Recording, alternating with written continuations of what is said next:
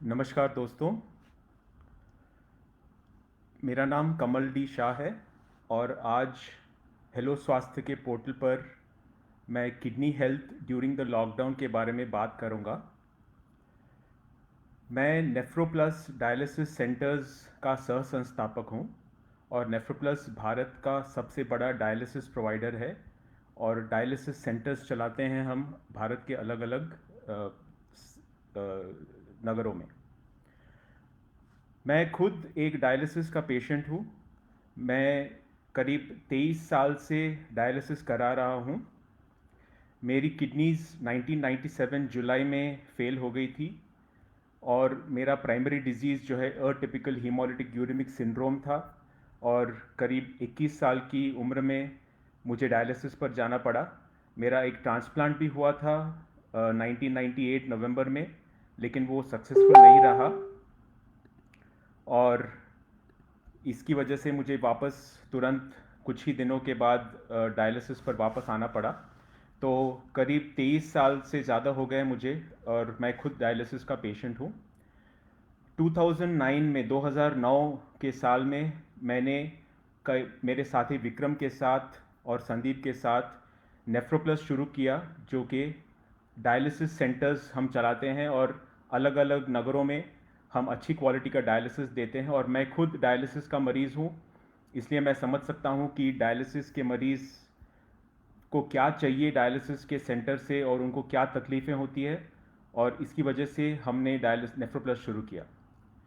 तो आज हम बात करने वाले हैं गुर्दा रोग के संबंधित कुछ अहम चीज़ें जो लॉकडाउन के टाइम में, जो अभी कोविड का बहुत ही ज़्यादा प्रॉब्लम है हमारे देश में और विश्व भर में, तो इसको ध्यान में रखते हुए किडनी को कैसे हेल्दी रखें। अगर हम किडनी डिजीज़ के हमको रिस्क है किडनी डिजीज़ होने की, तो क्या सावधानियां बरतनी चाहिए। अगर हमारा डायग्नोसिस अभी अभी हुआ है लॉकडाउन के दौरान, तो क्या करना चाहिए। अगर हम खुद डायलिसिस के मरीज़ हैं, हमारा डायलिसिस अगर होता है, तो लॉकडाउन के टाइम पे या कोविड पैंडमिक के टाइम में हमें क्या क्या सावधानियां बरतनी चाहिए। और फिर हम बात करेंगे घर में डायलिसिस कैसे कर सकते हैं, क्योंकि जाहिर है कि लोगों को बहुत डर रहता है कि कोविड के टाइम में हम डायलिसिस सेंटर को या हॉस्पिटल को कैसे जाएं, क्या रिस्क हो सकते हैं। तो क्या ऐसे कोई सुविधा है जैसे हम डायलिसिस घर पे ही करा सकते हैं। तो ये 4 मुद्दे हैं अहम जो हम आज बात करेंगे। पहले तो मैं बात करना चाहूँगा जनरल किडनी हेल्थ के बारे में, जो कि हेल्दी लोग हैं लेकिन for example high risk category में कहलाते हैं किडनी हेल्थ को लेकर, किडनी डिजीज़ को लेकर। जैसे उच्च रक्तचाप है, हाई ब्लड प्रेशर है, या डायबिटीज़ है, मधुमेह है किसी को, या उनकी फैमिली में किडनी डिजीज़ या गुर्दा रोग की कोई हिस्ट्री है, या उनके फैमिली में या तो उनके माँ बाप, दादा दादी, नाना नानी वगैरह कहीं भी उनके फैमिली में किडनी डिजीज़ की हिस्ट्री है, तो ये लोग कहलाते हैं हाई रिस्क कैटेगरी में किडनी डिजीज़ के। जनरली ऐसे देखा गया है कि डायबिटीज़ के मरीज़ों को इंडिया में खास करके डायबिटीज़ जो है is one of the highest risk factors, जो किडनी डिजीज़ के रिस्क फैक्टर्स कहलाते हैं, उसमें डायबिटीज़ बहुत ही हाई माना जाता है रिस्क डायबिटिक्स को। तो इस लॉकडाउन के दौरान जो हाई रिस्क के मरीज़ है, जो हाई रिस्क के हमारे बंधु है, हमारे यहाँ साथी है, उनको मैं कहना चाहूँगा कि लॉकडाउन के दौरान हमें बहुत ही सावधानी बरतनी चाहिए, क्योंकि ऐसे हो सकता है कि हमारा फॉर एग्जांपल ब्लड शुगर थोड़ा हाई हो गया हो, या हमारा ब्लड प्रेशर हाई हो गया हो। तो अभी हमारे मन में ये आता है कि इस कोविड के टाइम में हम हॉस्पिटल कैसे जाएं, क्या इसमें कोई ज़्यादा रिस्क तो नहीं। लेकिन ऐसा करना भी अच्छा नहीं है कि हम डॉक्टर से कंसल्ट ही ना करें और इसको हम निगलेक्ट करें। इसमें एक बात हमें ध्यान रखनी चाहिए कि डाइट का और हमारे मेडिकेशंस का, जो दवाइयाँ हमें लिखी गई हैं, उसको हमें इस टाइम में और भी ज़्यादा कंट्रोल करना है, और भी एकदम उसमें डिलीजेंट रहना है, और उस एकदम प्रिस्क्रिप्शन को बराबर फॉलो करना है। क्योंकि अभी हम जानते हैं कि कोविड के टाइम में हमें इन्फेक्शन होने का रिस्क है ही, लेकिन जो डायबिटिक्स है और हाइपरटेंसिव्स है, उनको भी कोविड का रिस्क ज़्यादा है। तो हमें इस टाइम हमें बहुत ही ज़्यादा सावधानी बरतनी चाहिए कि हमारे डायबिटीज़ ब्लड प्रेशर को हमें कंट्रोल में रखना है। बाई चांस कुछ प्रॉब्लम हुआ, ब्लड प्रेशर हाई हुआ या ब्लड शुगर हाई आया, उसको चेक करना ना भूलें। ब्लड प्रेशर करना, चेक करना आसान है। मैं मानता हूँ कि डायबिटिक्स जो है हमारे साथी, उनके पास जो इंस्टेंट जो ब्लड शुगर देता है वो मशीन होगी ही आपके घर में। अगर ना हो तो लैब में जाकर चेक करना अवश्य करना चाहिए, उसको निगलेक्ट नहीं करना चाहिए। और इसको चेक करने पर अगर हमें पता चला कि वैल्यू हाई है, तो हमें डॉक्टर से एटलीस्ट फ़ोन पे ज़रूर बात कर लेनी चाहिए। आजकल बहुत सारे ऐप्स भी आए हैं जो फ़ोन पर हम अपने डॉक्टर से कंसल्ट कर सकते हैं। तो ये भी हमें सुविधा आजकल मिलती है, तो इस सुविधा का भी हमें फ़ायदा उठाना चाहिए। अगर हमें हॉस्पिटल नहीं जाना हो या उनके क्लिनिक को नहीं जाना हो, अगर हो सके तो जाइए। लेकिन अगर मैं मानता हूँ हम में से कई लोग डरते हैं कि हॉस्पिटल जाने से हमें कोविड लग सकता है। लेकिन अगर हम हॉस्पिटल न जाना चाहें तो ऐसा ऐप अगर हो जिसमें हमारे डॉक्टर कंसल्ट करते हो, तो ऐप पर ज़रूर कंसल्ट कर लेना चाहिए। अगर फ़ोन लेते हो हमारा, तो फ़ोन पे कंसल्ट कर लेना चाहिए। अगर ये सब सुविधा ना हो, या हमारे डॉक्टर्स जो हम रेगुलर उनके टच में हैं वो इस ऐप या फ़ोन में अवेलेबल नहीं है, तो फिर हमें उनके क्लिनिक तक ज़रूर जाना चाहिए, लेकिन प्रोटेक्शन लेके। क्या क्या प्रोटेक्शन लेंगे? फॉर एग्जांपल 2 मास्क पहन लीजिए, या हाथ में सैनिटाइज़र का छोटा बॉटल हमेशा रखिए, और कुछ भी टच करने के बाद उसको एक बार हाथ साफ कर लीजिए वो सैनिटाइजर के साथ।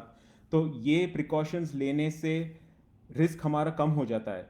लेकिन ऐसा सोचना कि हमें क्लिनिक नहीं जाना चाहिए या हॉस्पिटल नहीं जाना चाहिए, इसमें और रिस्क हो सकता है, क्योंकि जो ब्लड शुगर या ब्लड प्रेशर हाई हो गया है, उसकी वजह से दूसरे जो कॉम्प्लिकेशंस आएंगे वो भी हमें बहुत ही नुकसान कर सकते हैं। तो हमें ध्यान रखना चाहिए, उसको भी निगलेक्ट नहीं करना चाहिए।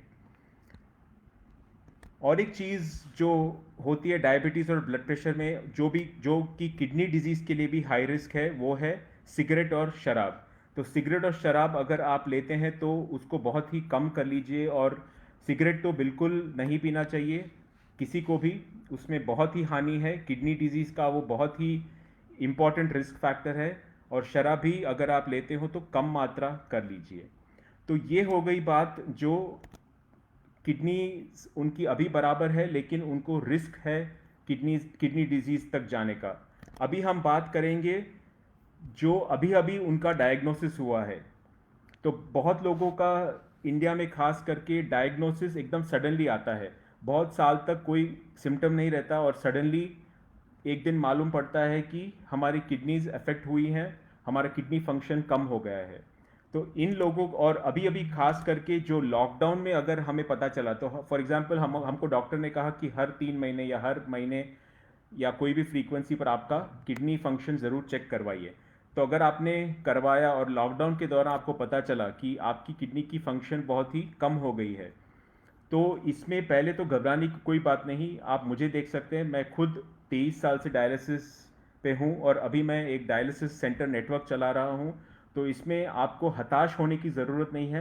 किडनी डिजीज़ होने के बाद भी लोग एकदम नॉर्मल लाइफ जी सकते हैं, बड़ी लंबी लाइफ जी सकते हैं। लेकिन कुछ सावधानियां ज़रूर बरतनी चाहिए। एक तो किडनी डिजीज़ के जो उपचार हैं उनके बारे में बहुत ज़्यादा आपको पढ़ लेना चाहिए, जानकारी आपको हासिल करनी है। आजकल हमारे सबके पास, ऑलमोस्ट सबके पास इंटरनेट की सुविधा है। आप सब ये फेसबुक लाइव वेबिनार देख रहे हो तो उसका मतलब है आप इंटरनेट पे ऑलरेडी हो। तो इंटरनेट पे बहुत ही अच्छी इन्फॉर्मेशन है, लेकिन सावधानी बरतिए कि रेप्यूटेड साइट्स पर ही जाएं, जैसे कि कोई यूनिवर्सिटी की हो या कोई गवर्नमेंट संस्था की हो। ऐसे ही साइट्स पर जाएं जहां एकदम रेप्यूटेड और करेक्ट इन्फॉर्मेशन आपको मिल सकती है।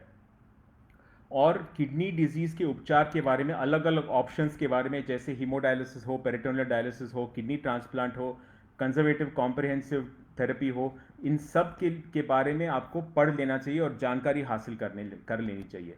उसके बाद इनमें से आपको कौन सा थेरेपी जच रहा है उसको आपको डिसाइड करना है, आपके फैमिली मेम्बर्स के साथ कंसल्ट करके, आपके डॉक्टर के साथ कंसल्ट करके आपको कौन सी थेरेपी इसमें से सूट होगी वो आपको डिसाइड करनी है। और फिर और एक चीज़ आपको एकदम सावधानी और एकदम इम्पॉर्टेंट बात मैं कहना चाहता हूँ कि हेपेटाइटिस बी का वैक्सीनेशन होता है। बहुत किडनी डिजीज़ के जो पेशेंट्स हैं उनको हेपेटाइटिस बी का बहुत ही डर रहता है, उनको बहुत ही चांस रहता है कि वो इससे भी इन्फेक्ट हो जाए। तो आपके डॉक्टर से बात करके हेपेटाइटिस बी का वैक्सीन का प्रोटोकॉल होता है, वो वैक्सीन ज़रूर उसके बारे में डिस्कस करें और वैक्सीन ले लीजिए। और एक चीज़ आपको करनी है कि आपको अभी अभी अगर डायग्नोसिस हुआ है तो अगर आप ट्रांसप्लांट के बारे में अगर आप अभी नहीं करना चाहते तो ठीक है, लेकिन आगे जाकर ट्रांसप्लांट बहुत ही अच्छी सुविधा है, बहुत ही अच्छा उपचार है। तो इस ट्रांसप्लांट के लिए कैडेवर का एक रजिस्ट्रेशन प्रोसेस होता है, क्योंकि वो लंबा वेटिंग लिस्ट होता है। तो आपके डॉक्टर के साथ बात करके ट्रांसप्लांट वेटिंग लिस्ट में ज़रूर अपना नाम लिखवा लीजिए। और उसके बाद आपका एक्सेस जो होता है, आपने फॉर एग्जांपल हीमोडायलिसिस तय किया है या पेरिटोनियल डायलिसिस तय किया है, तो इनमें से अगर एक भी चीज़ आपने डिसाइड करी है अपने डॉक्टर और फैमिली के साथ कंसल्ट करने के बाद, तो इसके लिए एक एक्सेस होता है जो फिस्टुला या ग्राफ कहते हैं, जो हाथ में एक छोटी सर्जरी होती है हीमोडायलिसिस के लिए, या पेट में एक छोटी सर्जरी होती है पेरिटोनियल डायलिसिस के लिए। ये एक्सेस की सर्जरी जल्द से जल्द करवा लीजिए अपने डॉक्टर को कंसल्ट करने के बाद। और ऐसे कोई प्रोवाइडर को चुनिए जो पेशेंट यानी कि मरीज को केंद्रित रखकर अपनी सुविधा दे रहे हो। तो ये बहुत ही इम्पॉर्टेंट बात है। तो ये हो गई बात अभी अभी आपका डायग्नोसिस हुआ है तो अब हम बात करते हैं जो मरीज़, जो हमारे साथी आज ये वेबिनार देख रहे हैं और उनका ऑलरेडी डायलिसिस चल रहा हो, तो उनके लिए थोड़े टिप्स मैं बताना चाहूँगा कोविड को खास ध्यान में रखते हुए। बहुत लोग ये सोचते हैं कि कोविड का टाइम है तो अगर हम डायलिसिस सेंटर को जाएंगे या अस्पताल को जाएंगे डायलिसिस के लिए तो हमें कोविड लगने का चांस ज़्यादा बढ़ जाता है। ये बात सही है, लेकिन इसकी वजह से डायलिसिस सेशन छोड़ देना या 3 बार करा रहे हो उनको सिर्फ 2 बार कराना, ये हानिकारक हो सकता है आपको लॉन्ग टर्म में। क्योंकि अगर आपके ब्लड में से जो टॉक्सिन्स और फ्लूइड अच्छी तरह से क्लियर ना हो रहे हो तो फिर आपको हार्ट पर बहुत ही स्ट्रेन होने का चांस है और इससे बहुत ही ज़्यादा कॉम्प्लिकेशंस होने का चांस है और इसकी वजह से आपका हॉस्पिटलाइजेशन भी हो सकता है। इसलिए जहाँ तक हो सके, अगर आप 3 बार करा रहे हो तो 3 बार ही कराएं, 2 बार करा रहे हो तो 2 बार ही कराएं, लेकिन डायलिसिस की फ्रीक्वेंसी कम ना करें, क्योंकि आपके लिए लॉन्ग टर्म में बहुत ही हानिकारक हानिकारक हो सकता है।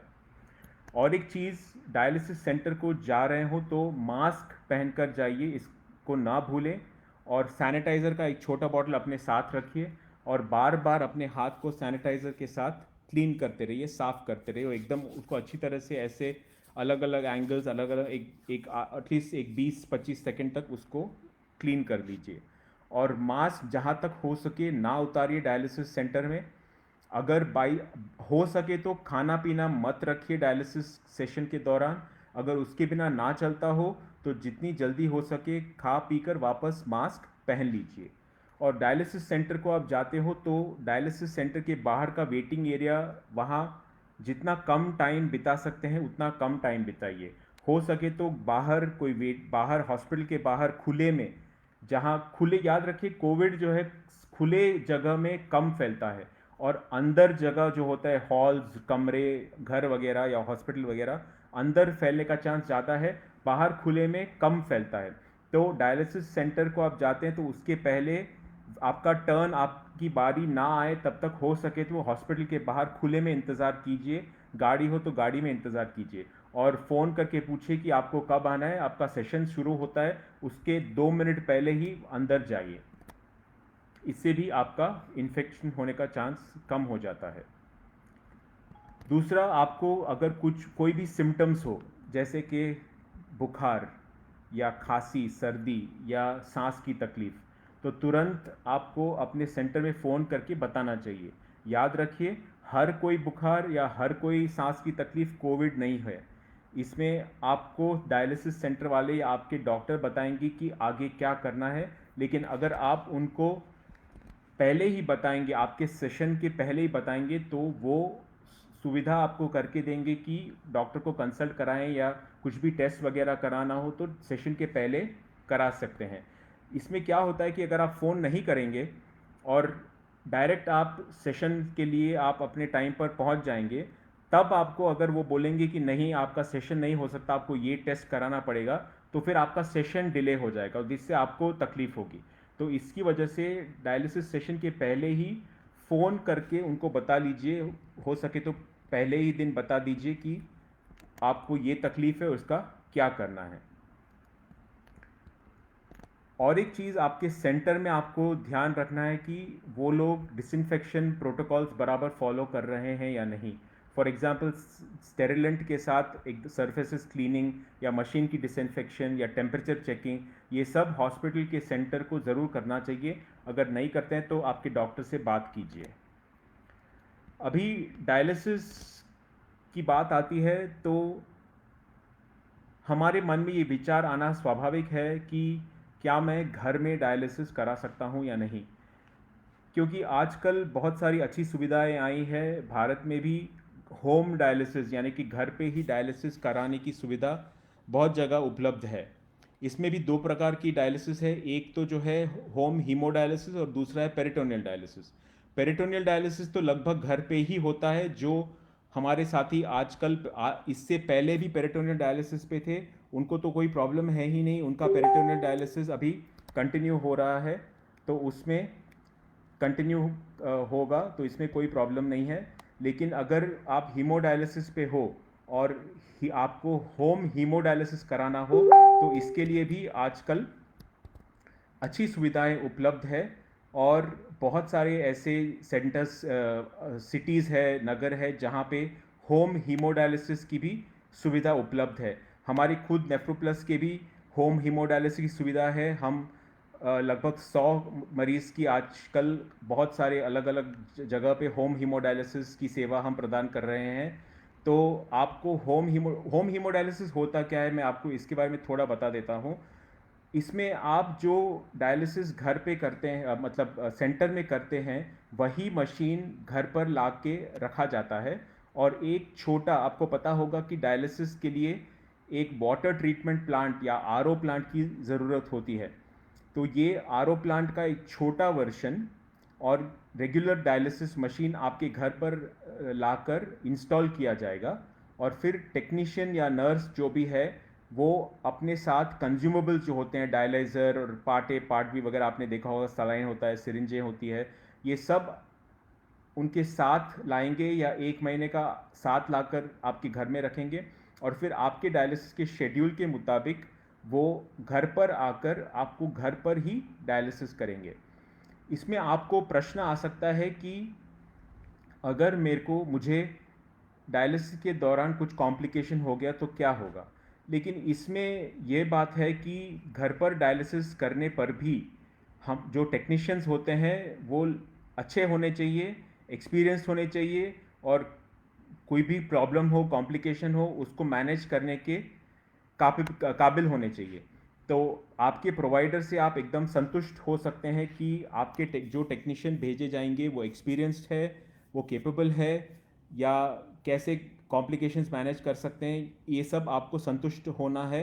और हो सके तो आप किसी अभी जो होम हीमोडायलिसिस करा रहे हों उनके घर पर आप जाके देख सकते हैं कि कैसे सेशन होता है और कैसे फैसिलिटीज़ दी जाती हैं। तो आपको अगर होम हीमोडायलिसिस करना हो तो ये सब प्रोसेस है, और आजकल बहुत ही रीजनेबल प्राइस में भी होम हीमोडायलिसिस होता है, हमारे नेफ्रोप्लस में भी हो रहा है, और बहुत अलग अलग जगह में भी ये होम हीमोडायलिसिस उपलब्ध है। और पेरिटोनियल डायलिसिस भी अलग अलग कंपनियां हैं जो पेरिटोनियल डायलिसिस अभी प्रोवाइड करती हैं। ये इसमें क्या होता है कि एक छोटा ट्यूब बनाया जाता है जो आपके पेट में बिठाया जाता है, वो वहीं रहता है और एक पाउच में वो इनक्लोज रहता है, तो बाहर किसी को दिखता नहीं। आपका टी शर्ट या कुछ भी आप पहनते हैं ऊपर से तो वो कंसील हो जाता है, उसमें कोई बाहर दिखने का सवाल ही नहीं रहता। और फिर इसमें जो है एक 2 लीटर का फ्लूइड का बैग आता है। हर 4 से 7 6 7 घंटे पर आपको वो फ्लूइड वो ट्यूब के द्वारा अंदर आपके पेट में डालना है, और 4 5 घंटे के बाद वो फ्लूइड बाहर निकालना है। तो इस प्रोसेस को एक्सचेंज कहते हैं। ये 3 या 4 बार दिन में आपको करना है, और हर बार लगभग आधा घंटा लगता है। इसमें एडवांटेज क्या है कि जो हीमोडायलिसिस की सुइयां होती है वो सुइयां नहीं होती, खून आपके शरीर से बाहर नहीं निकलता, और इसमें कॉम्प्लिकेशंस कम हो जाते हैं। और इसमें डाइट और फ्लूइड रिस्ट्रिक्शंस भी थोड़ी कम मात्रा में होती हैं। तो पेरिटोनियल डायलिसिस भी एक बहुत ही अच्छा मार्ग है। जिनकी किडनीज काम नहीं कर रही है उनको घर पर ही डायलिसिस करने का अच्छा फैसिलिटी है, तो इसके बारे में भी आपको सोचना चाहिए। और अगर आपको इंटरेस्ट है तो आपके नेफ्रोलॉजिस्ट से बात करनी चाहिए, आपके किडनी के डॉक्टर से बात करनी चाहिए, कि अगर कि उनको पूछना चाहिए कि मैं पेरिटोनियल डायलिसिस के लिए सूटेबल हूँ या नहीं। फिर आपको वो एग्जामिन करके आपको बताएंगे कि आप सूटेबल हो या नहीं। और एक चीज़ मैं बताना चाहूँगा कि इस जो भी हम बात कर रहे हैं इसके बारे में आपको कोई भी क्वेश्चंस हो तो यहाँ कमेंट्स में आप क्वेश्चंस लिख सकते हैं, और ये कमेंट्स में आप जो क्वेश्चंस डालेंगे उसको हम आंसर करने की कोशिश करेंगे। और एक अच्छी सुविधा आजकल जो आई है वो डायलिसिस ऑन व्हील्स करके है। इसमें क्या होता है कि डायलिसिस मशीन और पानी का टैंक आरओ वगैरह वो एक एम्बुलेंस में बिठाकर आपके घर तक वो एम्बुलेंस लाते हैं जो प्रोवाइडर है। और आपके घर के कंपाउंड में या आपके घर के थोड़े बाहर या कहीं भी आपके घर के आजू बाजू आपको आना है, और वो एम्बुलेंस में आपको बैठकर, एयर कंडीशनड होता है, वो एम्बुलेंस में आपको आराम से बैठकर आपका डायलिसिस कराते हैं। तो आजकल डायलिसिस ऑन व्हील्स भी कई प्रोवाइडर्स प्रोवाइड करते हैं। नेफ्रोप्लस का भी सर्विस है डायलिसिस ऑन व्हील्स का।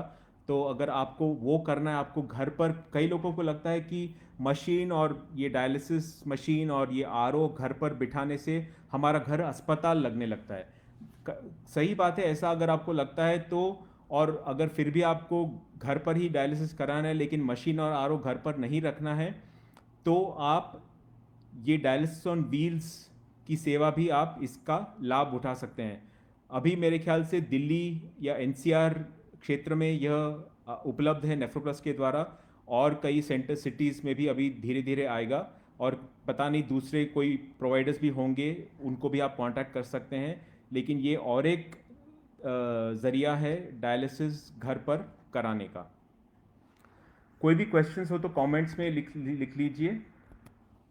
तो मेरा ये कहना है कि कोविड है, ये बराबर है, ये बहुत ही बड़ी समस्या है विश्व भर में, ये कोविड समस्या है। और किडनी के रोग से ग्रस्त जो मरीज़ है उनके लिए कोविड और भी ज़्यादा खतरनाक होता है, क्योंकि एक तो उनकी इम्यूनिटी लेवल्स थोड़ी कम हो जाती हैं, और इसमें जो हेल्दी पॉपुलेशन है, जो तंदुरुस्त है, उनसे कई ज़्यादा हमको रिस्क होता है और कि कोविड हमें लगने का, ये वायरस हमें इन्फेक्ट करने का, क्योंकि हमारी इम्यूनिटी लेवल कम होती है। लेकिन हमें ये ध्यान रखना है कि कोविड के डर से हमें अपने जो प्राइमरी किडनी के प्रॉब्लम्स है, या डायबिटीज़ या उच्च रक्तचाप, हाइपरटेंशन वगैरह है, उसको निगलेक्ट नहीं करना है। वो अगर प्रॉब्लम हो या बढ़े या इसकी वैल्यूज़ कुछ ज़्यादा गंभीर हो जाएं, तो इसको निगलेक्ट नहीं करना है कोविड का बहाना लेकर।